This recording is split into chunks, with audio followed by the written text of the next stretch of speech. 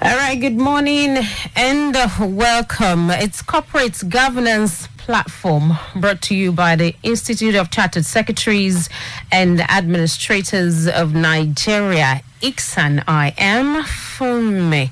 Let me remind you that ICSAN is the leading recognized professional body in Nigeria that's dedicated to enhancing the status and practice of corporate governance and public administration.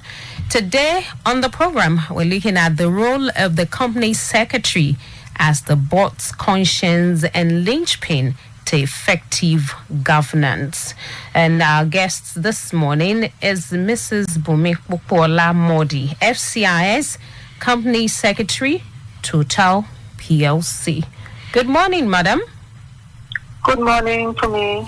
All right, good to have you on the program this morning. It's a pleasure to be here. All right, we also have right here in the studio, Mr. Kadi Ketefe, ACIS Head of Research, ICSAN. Good morning, Mr. Ketefe. Good morning, Fumi, our dear listeners. Good morning to you all.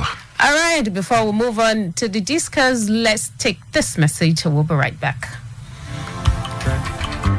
Hey, Obinna, good to see you.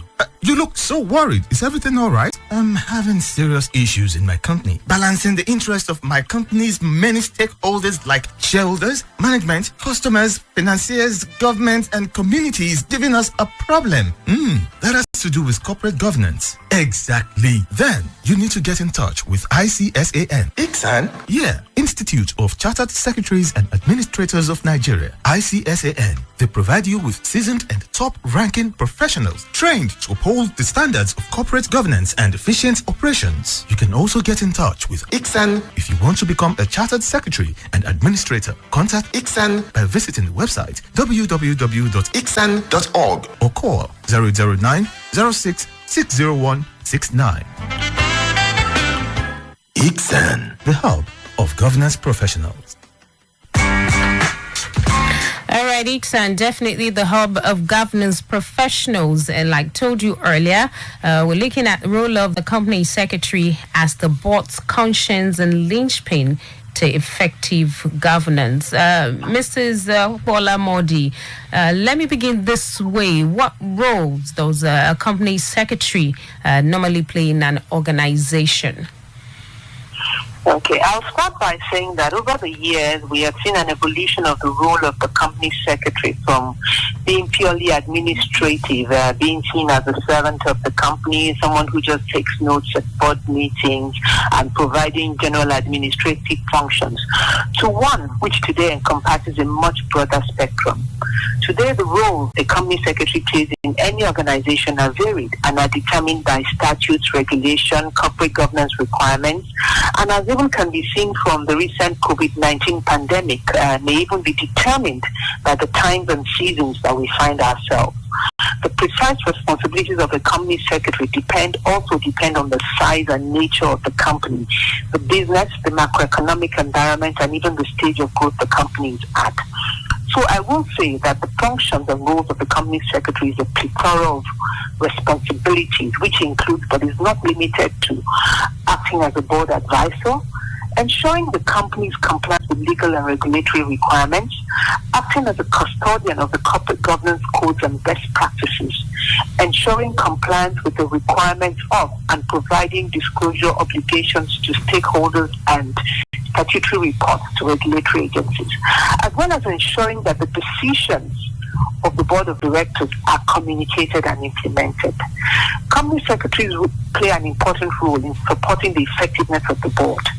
The company secretary is tacitly responsible for institutionalizing a system of best corporate governance practices and ensuring that corporate governance standards, practices, processes, and mechanisms are adequate and effective. In addition to these, the company secretary is expected to advise the directors of their duties and responsibilities, as well as provide effective board processes. The role of the modern company secretary has evolved to a position and to position them as one of the senior principal officers of any organization. All right. The Companies and Allied Matters Act, CAMA 2020, actually relieves small companies from the obligation to appoint a company secretary. Now, if in spite of this, a small company then decides to appoint one, can you just quickly give us advantages that this kind of companies, talking about small companies, stand to gain if they decide to have a company secretary? Indeed, the CAMA is quite a revolutionary piece of legislation, and front and center of this legislation, which repealed the CAMA 1990, is the introduction of several provisions aimed at enhancing the ease of doing business in Nigeria. And there are several provisions which allow corporate promoters to establish private companies with single members, replacing the authorized share capital with minimum share capital to reduce costs and all of that. And in specific response to your question, the provision of the CAMA which you reference is section 330 subsection 1, which states that except in the case of a small company, every company shall have a company secretary. As you may already know, the provisions notwithstanding, small companies continue to have mandatory statutory and regulatory requirements under the CAMA. And it is best to get this right from the onset, because I am sure that no matter how small a company is, their ambition is to go to become a big company. No one sets up a company or business without expectations of growth. So it is advisable to start to lay the foundations for growth and development. And the right governance structures are the bedrock of any organization. So who better than a company secretary to support this? So company secretaries are best equipped to carry out the functions related to such matters. So in light of this, expectedly, many small companies will continue to have company secretaries, not only to ensure that they will meet mandatory statutory requirements, but to position themselves for growth and development and for their future. The apparent utility in a small company engaging or retaining a company secretary is such that the company will receive proper guidance in adherence to all compliance, regulatory, and statutory matters. All right. Now, will you say the COVID-19 pandemic that's currently ravaging the world has in any way added to responsibilities of a company secretary? My answer to that question would be a resounding yes, for obvious reasons. During a crisis, it is never business as usual. In a crisis scenario, management has to develop a crisis management plan, business continuity plan. In some cases, increased stakeholder communication is required, depending on the nature of the business. And you do a lot to create equilibrium in the system.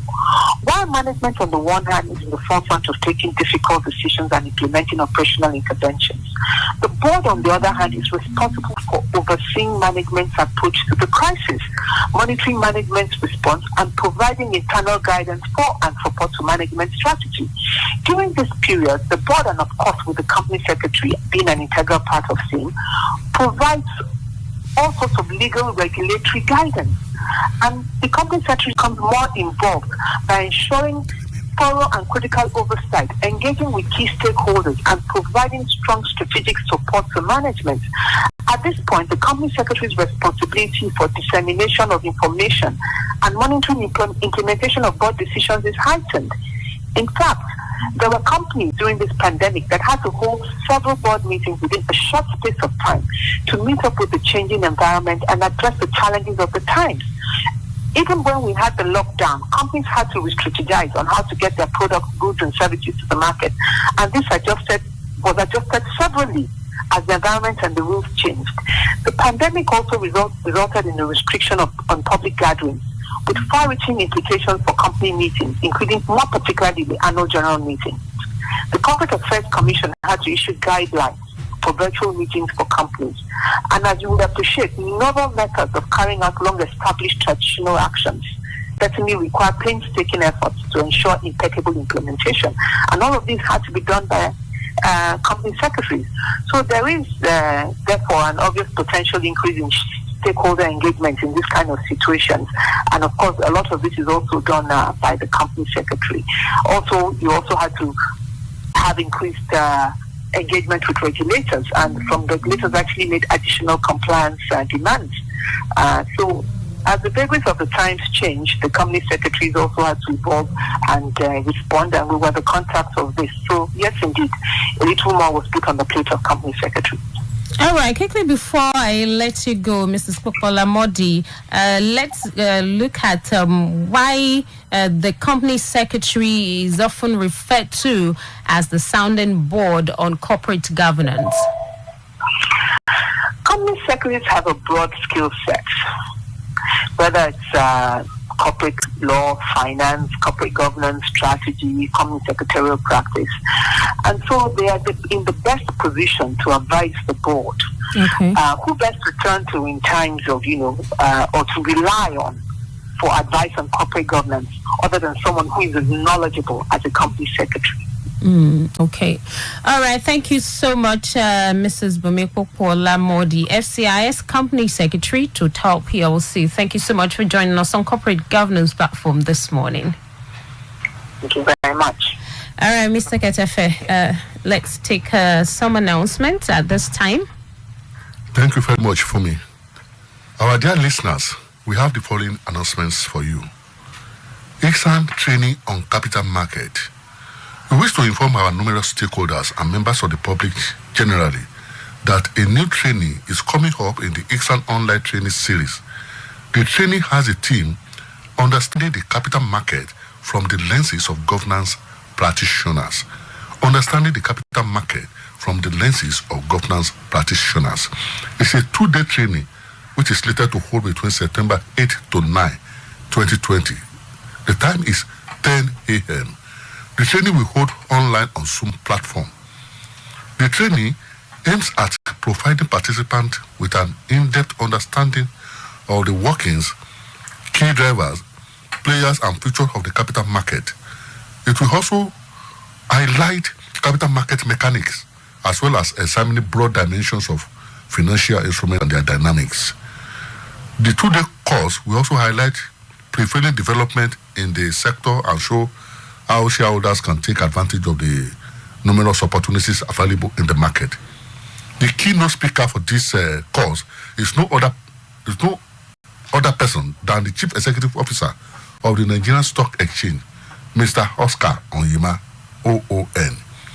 Other session facilitators have been lined up to enrich the discourse.